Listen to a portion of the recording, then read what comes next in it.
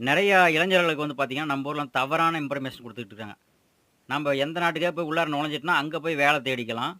இல்ல அங்க போய் வந்து நம்ம வேற கம்பெனி மாறிக்கலாம் அப்படின்னு. ஒரு கம்பெனி கான்ட்ராக்ட் வந்தீங்கன்னா, அந்த கான்ட்ராக்ட் முடியிற வரைக்கும் இந்த கம்பெனில தான் வேலை செய்ற மாரி இருக்கும்.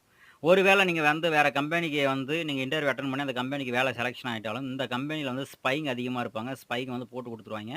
உங்கள ஊருக்கு அனுப்புவாய்ங்களே தவிர வேற கம்பெனிக்கு மாற விட மாட்டாங்க. ஸோ அதே மாரி வந்து பார்த்தீங்கன்னா, நீங்க வேற கம்பெனிக்கு இன்டர்வியூ போறதுக்கே வந்து டைமிங் கிடைக்கவே கிடைக்காது.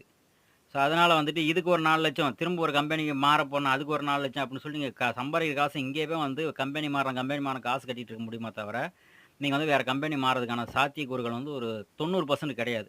ஒரு 10% இருக்கு அப்படின்னா, ஏதோ நல்ல உள்ளங்கள். சரி விடு நம்ப ஒண்ணும் பிரச்சனை இல்ல. வேற கம்பெனி போட்டு வரட்டும் யாராவது ஒருத்தன் சப்போர்ட் பண்ணா தான் தவிர, மத்தபடி அங்க வந்து மாறலாம், வைக்கலாம் அப்படின்னு நெனச்சுட்டு இருக்காதீங்க. அது வந்து உங்களோட முயற்சிக்கு வந்து ஏமாற்றம் தான் தரும். உங்களுக்கு காசு தான் செலவாகும். வரும்போது நல்ல கம்பெனியா பார்த்து வாங்க.